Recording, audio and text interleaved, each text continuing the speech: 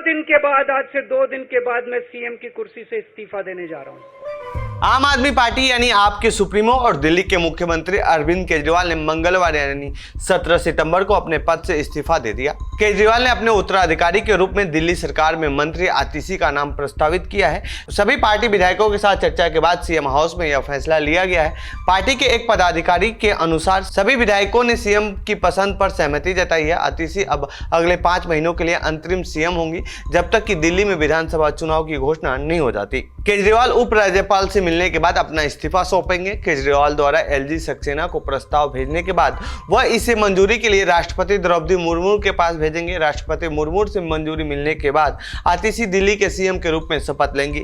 इस शपथ के साथ ही आतिशी दिल्ली के सीएम के रूप में शपथ लेने वाली तीसरी महिला नेता बन जाएंगी। तो आइए जानते हैं इस रिपोर्ट में दिल्ली की महिला सीएम के बारे में।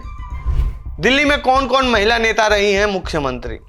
दिल्ली सरकार में मंत्री आतिशी का नाम अब उन नेताओं में शुमार हो गया है जिसमें सिर्फ सुषमा स्वराज और शीला दीक्षित का नाम था। आतिशी ने इससे पहले शिक्षा क्षेत्र में सिसोदिया के साथ मिलकर काम किया था। जब वह मंत्री और डिप्टी सीएम थे तो उन्होंने 2019 के लोकसभा चुनाव में पूर्वी दिल्ली से भाजपा के गौतम गंभीर के खिलाफ चुनाव लड़ा, लेकिन हार गई थी। इसके बाद उन्होंने दिल्ली विधानसभा चुनाव 2020 में कालकाजी सीट से चुनाव लड़ा और चुनाव जीतकर पहली बार विधायक बनी और अब सीधे राज्य का सीएम बनने जा रही हैं।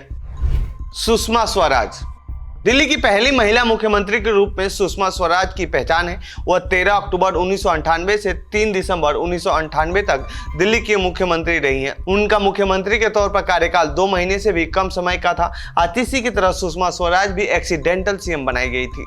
दरअसल 1998 में दिल्ली में प्याज की कीमत इतनी बढ़ गई थी कि विपक्ष के विरोध के बाद उस समय के बीजेपी सीएम साहेब सिंह वर्मा को अपने पद से इस्तीफा देना पड़ा था। फिर बीजेपी ने दिल्ली की कमान सुषमा स्वराज के हाथों में सौंप दी। सीएम पद संभालने के 52 दिन बाद दिल्ली में चुनाव की घोषणा हो गई। फिर चुनावी रिजल्ट में बीजेपी को करारी हार झेलनी पड़ी। साल 1993 में जिस बीजेपी की 49 सीटें आई थी, 5 साल बाद एंटी इनकम्बेंसी की वजह से सिर्फ 15 सीटों पर ही सिमट के रह गई थी। शीला दीक्षित साल 1998 में दिल्ली में कांग्रेस पार्टी ने बीजेपी को हराकर पूर्ण बहुमत की सरकार बनाई और इस सरकार में मुख्यमंत्री बनी शीला दीक्षित। उसके बाद 2003 में जब चुनाव हुए तो कांग्रेस को एक बार फिर पूर्ण बहुमत मिला। इस बार कांग्रेस को 47 जबकि बीजेपी को 20 सीटें मिली थी। इसके बाद 2008 में विधानसभा चुनाव हुए तो कांग्रेस को 43 और बीजेपी को 23 सीटें मिली। शीला दीक्षित लगातार 15 साल तक मुख्यमंत्री रहीं। हालांकि 2013 में जब मुख्यमंत्री केजरीवाल के नेतृत्व में आम आदमी पार्टी ने चुनाव लड़ी तो उन्हें 28, कांग्रेस को 8 और बीजेपी को 34 सीटें मिली थी। इस त्रिशंकु विधानसभा में कांग्रेस ने आप को बाहर से समर्थन देकर सरकार बनाई थी और अरविंद केजरीवाल पहली बार मुख्यमंत्री बने थे।